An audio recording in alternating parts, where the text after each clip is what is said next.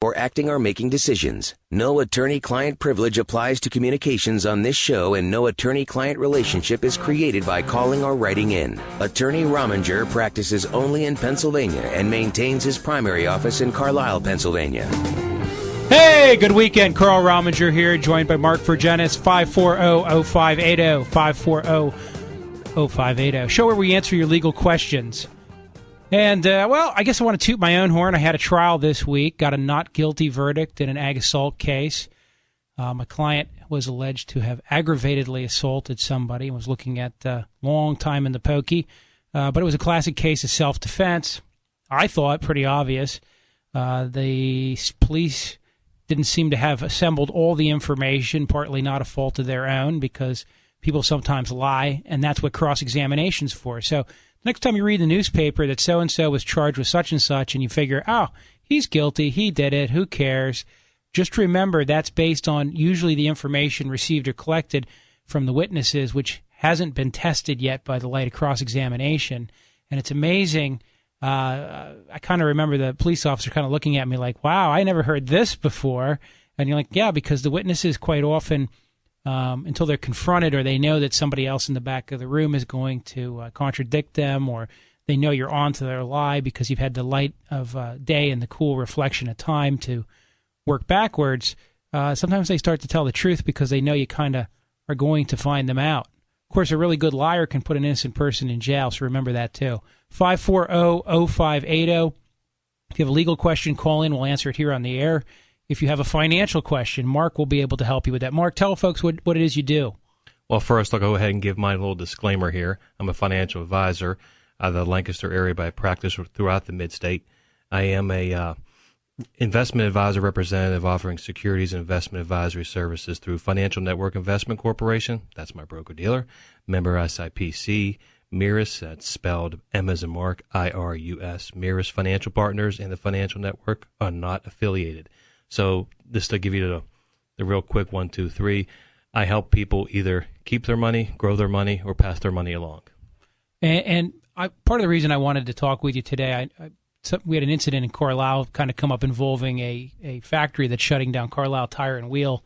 I think 300 or 400 employees in the town are going to lose their job. They may be offered kind of one of these, you may transfer to, somewhere far, far away. But I think realistically for most people, it's the end of the road. Yeah, and then it's usually a shock, or they do some kind of pre-announcement to get folks, hopefully get their house in order a little bit. Usually what you see from larger corporations is they'll do some type of job training. They might do everybody come to seminar, and HR will be there and tell them, here's how your health insurance works, here's how COBRA works, here's how you can continue this. You do have a retirement plan, here are your options. You have disability insurance or life insurance that the company's been paying, or you've been continuing some of that or contributing to some of that for them. They just need to, most folks, first and foremost, it's a very emotional time. But once you get rid of the emotions and say, okay, how's my financial house? How am I going to pay my mortgage? How am I going to put bread on the table and so forth? You need to take a step back and either call someone like myself or even someone like yourself, Carl, from a labor law standpoint, and see exactly how this all transpired. If it's union organized, maybe even call your union steward and say, what are our options under the union contract? So there's a lot of questions that need to be answered. So hopefully folks out there, if they have any questions, feel free to give a call in, whether it be legal or financial. We'll try to take care of them. I know that comes up for us sometimes in the office to look over somebody's severance contract, because sometimes there's some question about, this is what they're telling me this means, but I'm reading it and it doesn't exactly seem to say that. And, of course, sometimes I'm able to look at it and say it does kind of say that, just not in plain English. Although once in a while you look at it and you're like, yeah, they're kind of giving you the optimum scenario, but this form here really seems to suggest there's a lot of other ways it could all shake down. So if you do get one of those in a severance package, it is best to have your legal advisor and your financial advisor look them over. Just remind folks, the talk line number is 540-0580, and, of course, you can get free advice today, so that's always a plus. So if you do have a question, you want to run it by us. If you're not sure if you need a lawyer, you have a divorce question, a family law question, boy, a lot of that out there. Somebody was just asking me this morning. In fact, I had the opportunity to fish in a fishing derby sponsored by Shooting the X extreme waterfowling at the Latour Park in Carlisle. I did catch my trout, ate it for lunch, by the way. Very nice. But didn't catch any of the tagged fish. But I was talking to a fellow there because I was one of the sponsors, and he's like, why are there so many divorce lawyers and stuff out there? And I said, well, there's so many divorces. I mean, it's a simple fact that if half of all marriages end in divorce, the demand for divorce lawyers is going to be huge. And that's why it is. It's a simple math. Well, when you're talking about divorce too, I mean that's a big financial burden on a lot of folks because wife wants to know exactly what husband has, and from a 401k standpoint or retirement plan at work, what was the husband there 4 years prior to getting married? So what actually is a marital asset of that 401k?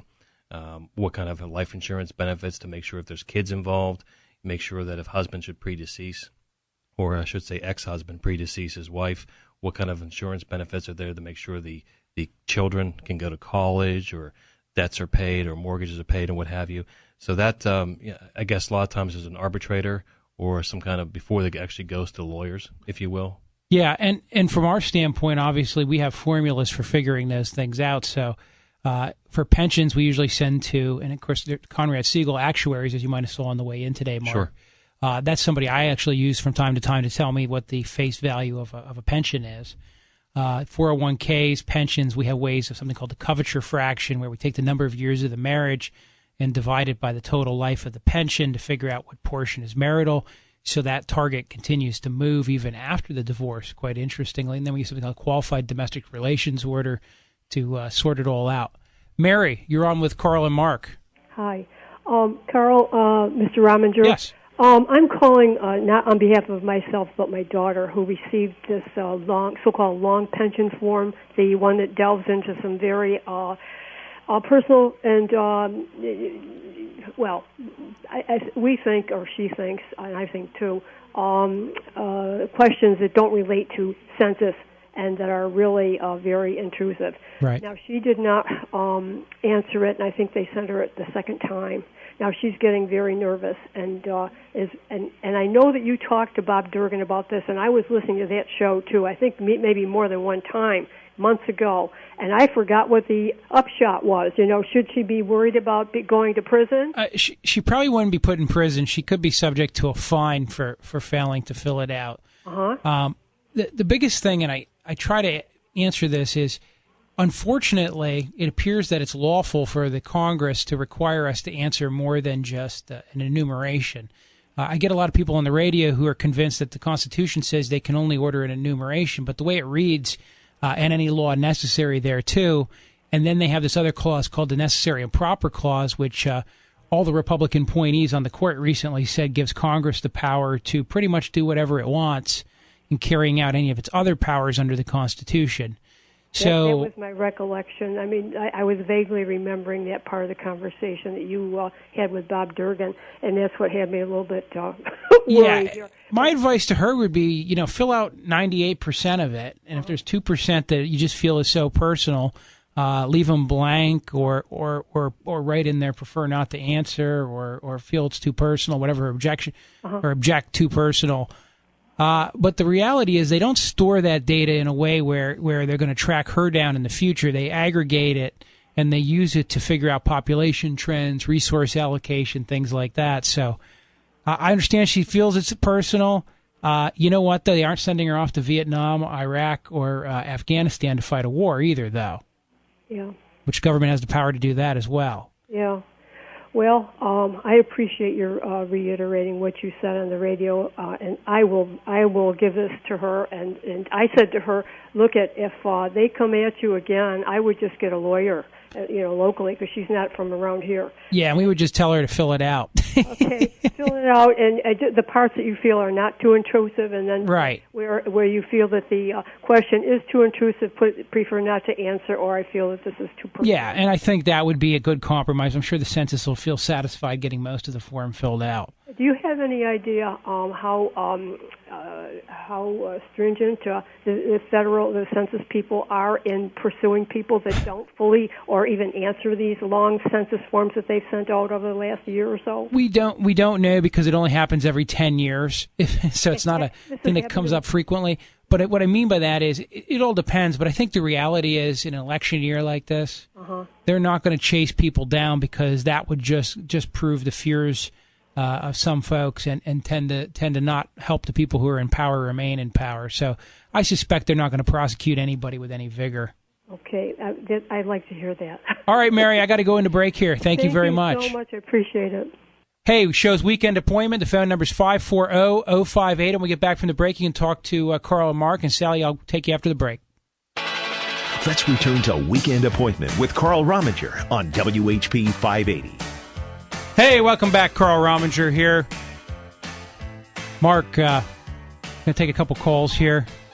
Let's do it. 540-0580. I promised Sally first, then Joanna. So, Sally, you're on the air with Carl Rominger. Hi, Carl. I'm a professional working here in Lancaster County, and I feel I make decent money. My husband's on Social Security, and I guess we're lucky because we do have income, but we're finding ourselves getting further and further behind because of the interest on the credit cards and, of course, everything else going up.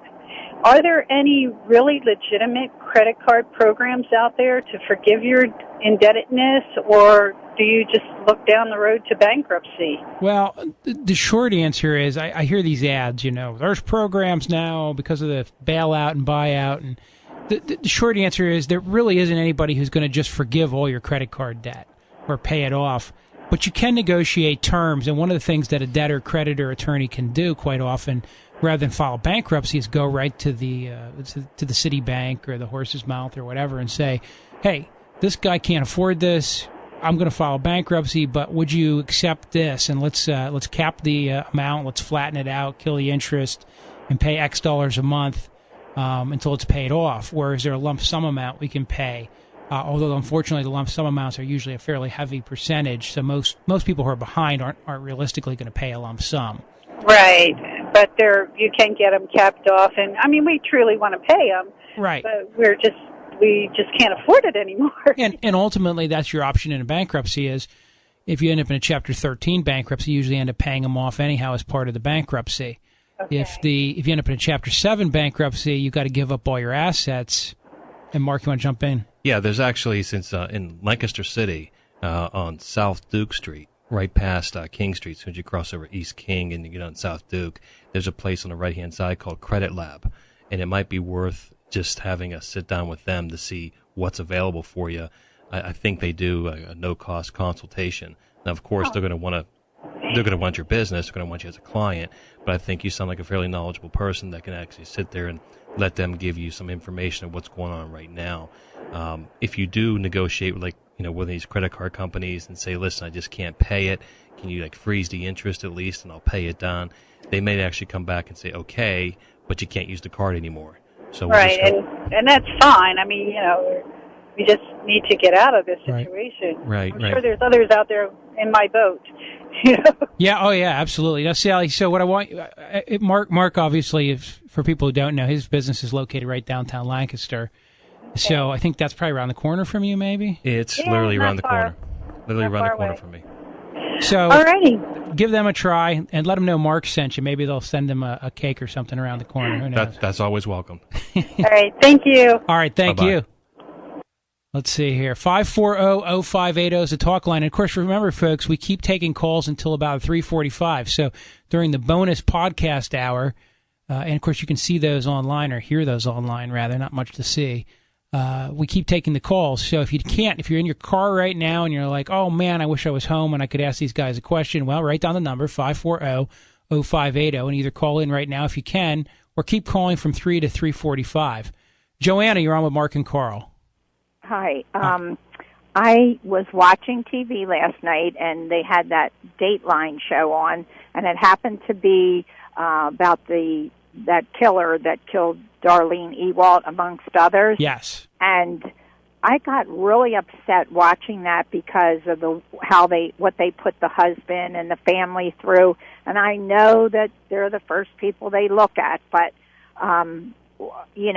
what are these people supposed to do? Is there no recourse? I mean, other than suing or? Well, it's interesting. There is probably no recourse. And even if you sue, what do you sue? The district attorney just was saying, hey, I got a job to investigate and ferret out crime, and I got to follow my leads.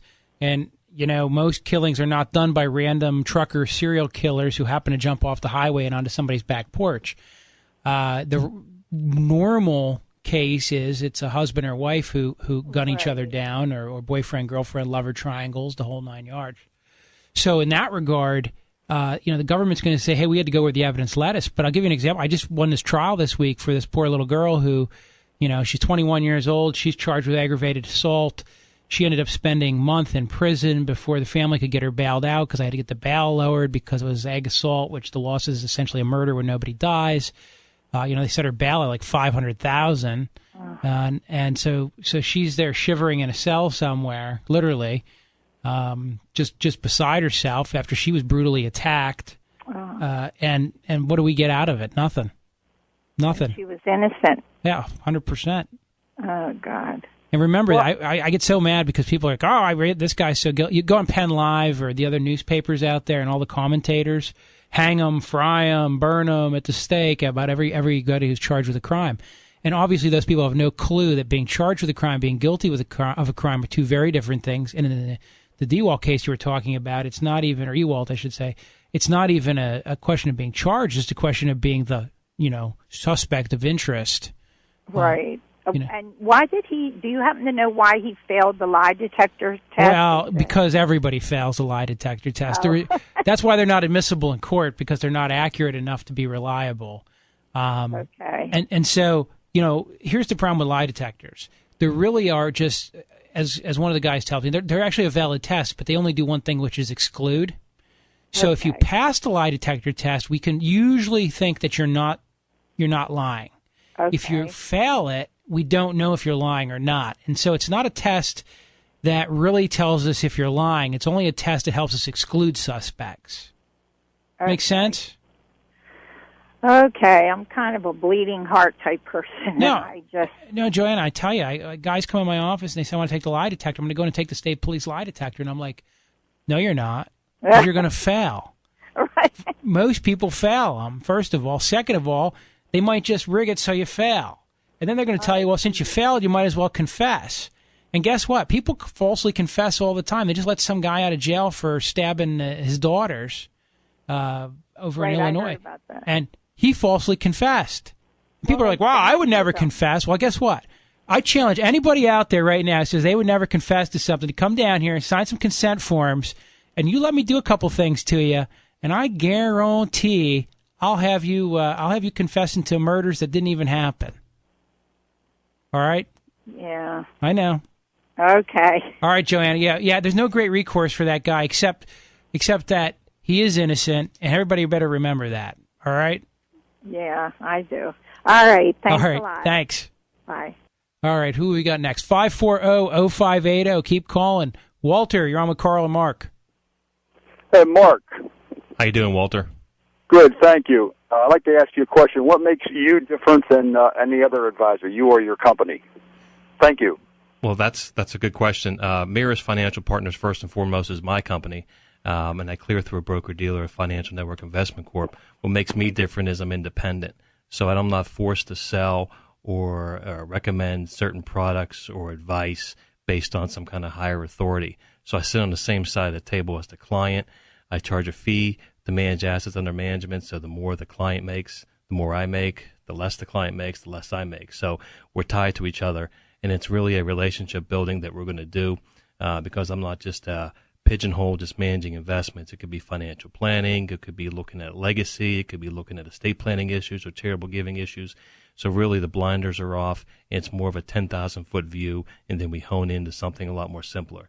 But rest assured, I'm always sitting on the same side of the table as the client, so therefore you're getting the best advice without any bias. And let me just jump in, Mark, so I understand you correctly.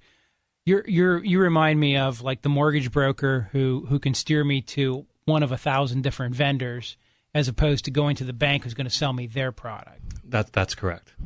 That's correct. That help? I think he jumped off the line. So I guess he just listened and getting his answer on the radio. So there you go. Yeah, I think that's a good answer, and it's that sort of we lawyers like to think about that too when we do personal injury cases. I just had somebody in the office the other day with a car accident. I do a lot of personal injury work for folks, although it's not the high-profile stuff that makes the newspaper. It's a good case to have when you can get them, and I enjoy doing them, and we can often find coverage and lots of things. But I explain to the client is, I only get paid if you get paid, and more importantly, I'm on for a percentage. So, I'm not going to sit around and try to settle your case for as little as possible. I'm actually on the same side of the equation as you. The more I collect, the more you had to collect by necessity, or vice versa. And I guess that's basically the same kind of relationship you develop. That's right, because people can vote with their feet, and they can go to a different advisor if I'm not producing for them, or if I haven't communicated current economic conditions, or I'm not managing their portfolio well enough, or if I missed something with insurance or what have you. So yeah, it's a team effort. It's one that I love to do with my clients. Helen, you're on with Carl and Mark.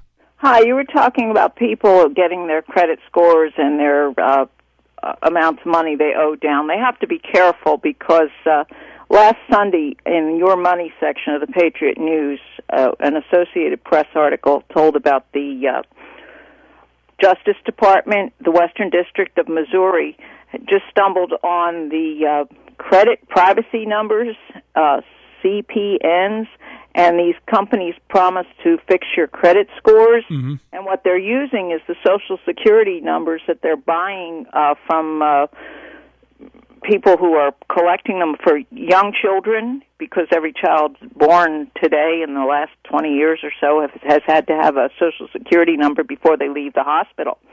And they're selling these numbers and telling people to use information that doesn't connect you to your old credit, and right. Use this as a number to get new credit. And of course, come these whole waves of children are going to get to be 16, 18 and want to buy a car, and they're going to find out that there's been this horrible mess. And the first case was brought into the federal courts by an attorney named Beth Phillips in the Western District of Missouri. And it says that these people are online promising you these things to help you with your credit. It's a credit repair type thing, but really all they're doing is helping you establish a fake identity. Exactly. Yeah, and, that's clearly a bad thing. Yes, and it's all over. I've heard ads on the radio and the TV here, and I'm like, how can they do that? And Helen, I can tell you, I had a guy in my office one time. He came in and he showed me some paperwork. He had sent away $700, and they were going to send him back $5,000. And the way it worked was he needed a loan, needed money, and they said, listen, we can loan to you even if you have no credit because we're going to buy insurance on the loan. So you send in the insurance premium, and we pay for the loan, or we pay for the premium, and we send you back the loan. And he sent his insurance premium in, of course, never got the money. And I looked over all the paperwork, and it looked pretty official, although it didn't have the right disclaimers on it that I would expect from an insurance product, because those guys have a lot of disclaimers. Right. And I could just see the tears welling up in his eyes because he could tell that I was about what I was about to tell him. And that poor guy sent his last $700 away, desperately needing money. And that's the problem. People are vulnerable, and they want to believe something. And so while you're flush with cash, I come in and say, hey, you want to buy a fake Social Security number, but we're going to call it credit repair. You're going to be like, whoa, that sounds kind of fishy. Whereas if you're looking for a lifeline, even if I throw you a brick, you're still going to grab it. Exactly, and then they're going to be the ones that are going to be named on the indictment as well as the person that sold it to them if they can be caught. I know. They're even on Craigslist. Yeah. So, I mean, really what it comes down to is pick up the phone, get your bills or whoever you owe, start the conversation. Don't ignore the phone calls. Don't look at the caller ID and go, oh, my God, it's such and such credit company calling. Most credit card companies are getting help from the federal government or other places. They will talk with you. They will work something out. You just have to have a give and take with each other, and just don't ignore. Ignoring is a bad thing to do. Helen, thank you. I got to go to break. Sure. 540-0580. See you after the break. Let's return to Weekend Appointment with Carl Rominger on WHP 580. Well, I was just sitting here daydreaming about my drive to the Hollywood Casino after the show. Since, I'm only 10 miles away, I might as well go the rest of the way, right? 540-0580, and then they threw that gambling ad on there. Well, somebody's trying to give me a message. Woo! Good thing, otherwise I'd have lost the fortune. Really, folks, you can't beat the casino. Just remember that. Unless, of course, Hollywood Casino buys an ad on the show, at which time I will tell you it's the greatest thing in the history of the world since sliced bread. Tom, you're on WHP 580. Tom. Hello? Yes. Carl, I heard the lady talking about her credit problems. Yes. I wasn't able to, or I wasn't in early enough to turn the radio on early enough to get the information as to who she's going to talk to in Lancaster. I was wondering if maybe their information should be good in Dauphin County as well.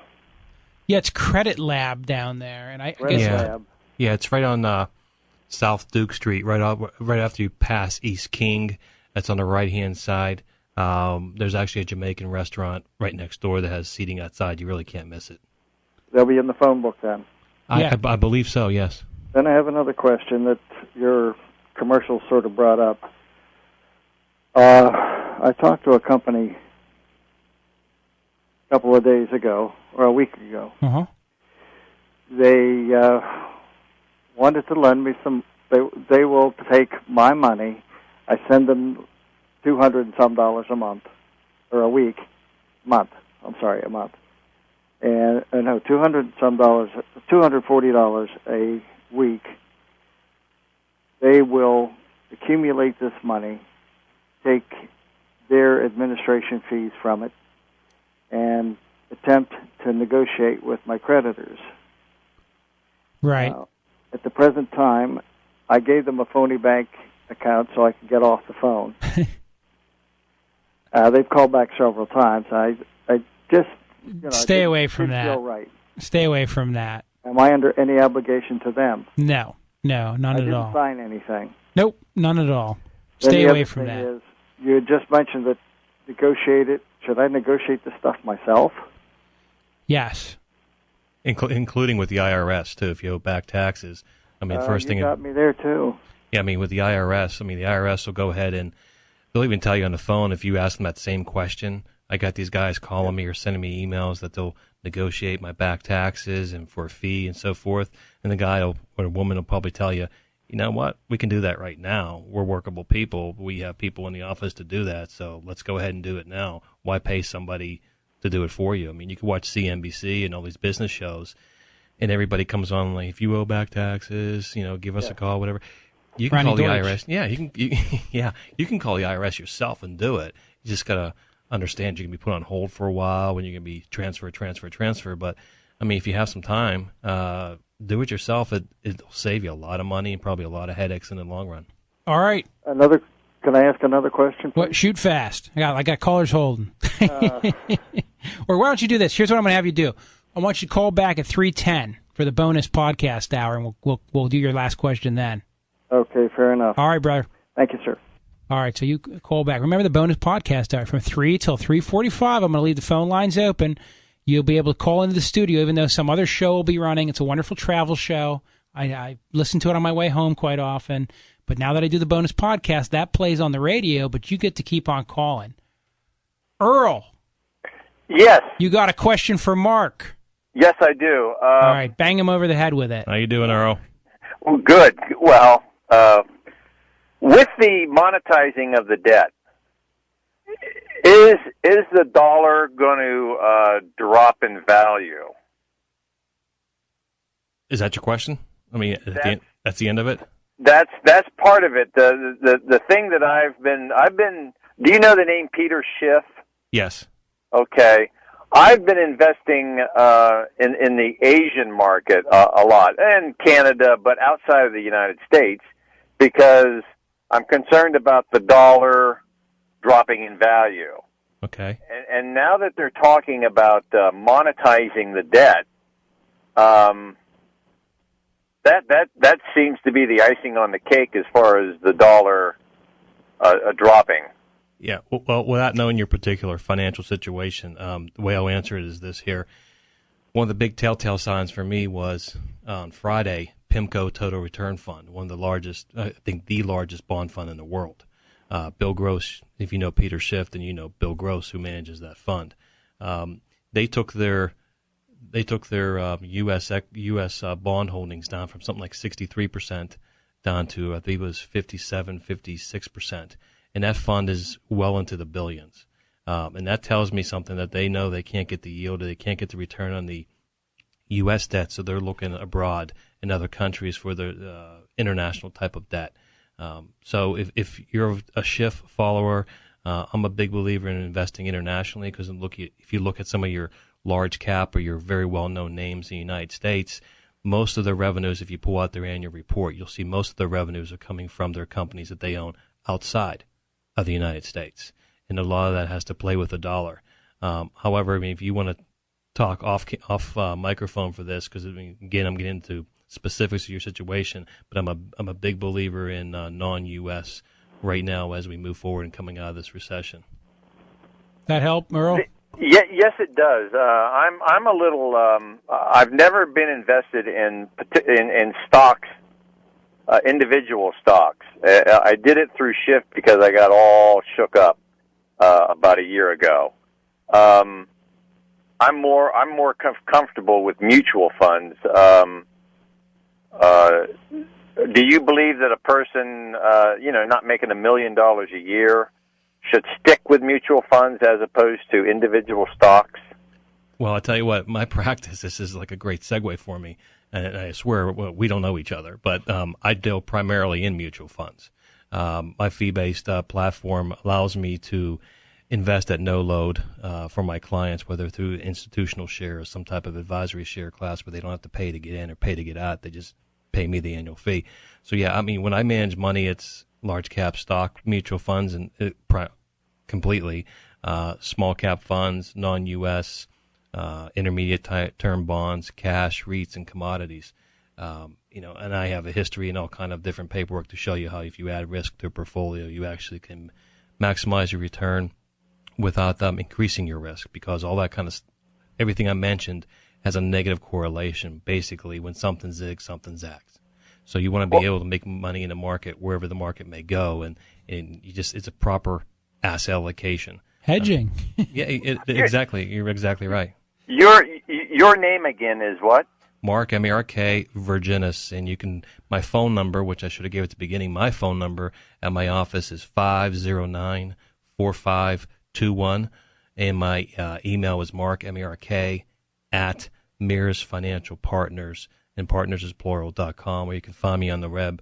Mirus is M as in Mark, I-R-U-S, mirusfinancialpartners.com, and you can email me through the website if you want, or give me a call Monday morning or whenever it's convenient for you. Okay. All right, Earl, I got to let you go because we're going to our last break here. Thank you. Thank you, Earl. Good talking with you. 540-0580. Carl Rominger here with Mark Virginis. We'll see you after the break. Let's return to Weekend Appointment with Carl Rominger on WHP 580. Hey, welcome back. Carl Rominger here, 540-0580. If you're just joining us, I'm an attorney here in the Mid-State who answers legal questions for a hobby on the weekend here on WHP 580 because I can't think of anything better to do on a Saturday afternoon. Now, I really enjoy it. And first, a couple of things I really enjoy about it is the chance to help folks out. A lot of times people just need a little guidance, a little kick in the butt. If I can do that, I'm glad to. Also, though, I get to meet a lot of great people through this radio show. A lot of you do come see me in the office, and I really appreciate that.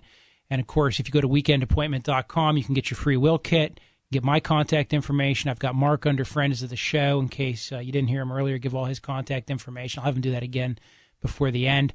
And remember, we're going to keep taking your calls from 3 until 3:45. So if you keep calling between now and 3, we'll go live on the air.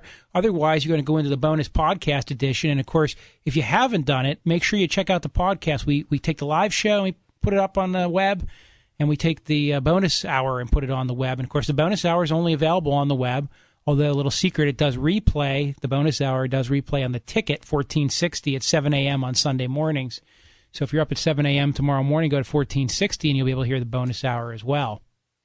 And, of course, I try to put the stuff on my Facebook page, so feel free to Facebook me. And if you're on Facebook or have ever thought about it, it's kind of a neat little thing. Get on there. And, of course, you can also see the link I put up where I got myself kicked off of huntingpa.com for a week, and you can read what I wrote to do that. And they can then go ahead and friend me as well if they like. That's true. And you can find Mark through me, or you can search him up on there.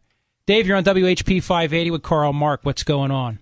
Dude, how are you doing? Good, man. Good. Hey, I've been on disability for a while, and I ended up moving back with my parents. Make a long story short, I got behind on my cards, and I went ahead and hooked my lip with one of his financial deals. So I've been involved with that, and I've got 2 creditors that have been, of course, calling every day, and I call this credit answers place, and they're telling me just explain the story one time and don't answer the phone. Don't just it's some of them now. You're just gonna have to wait until we negotiate it.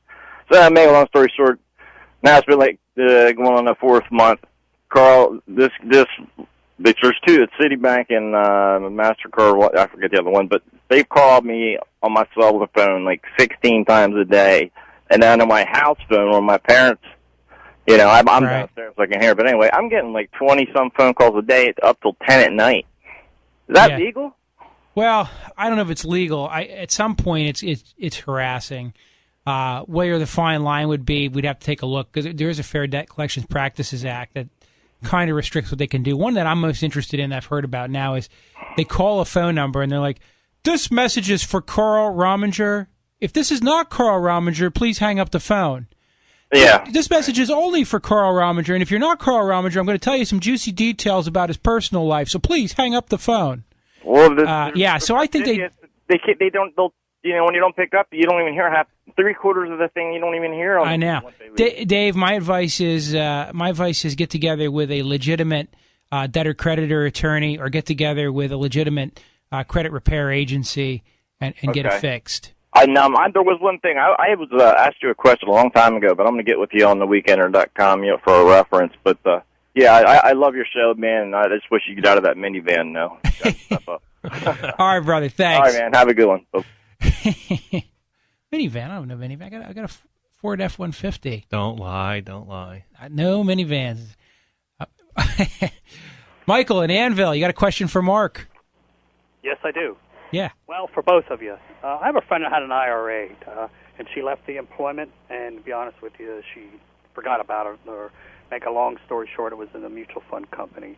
Then she got a letter, and this was a couple years ago, and she got a letter from this agency that said that she has some assets, and if you sign this and you agree to give us 35% of that, we'll let you know where that is, where those assets are. So she signed it, sent it back, and then she found out, from that it was an IRA. Right. Is that legally binding? Because the mutual fund company said we can release you can redeem the IRA, but they're entitled to 35%.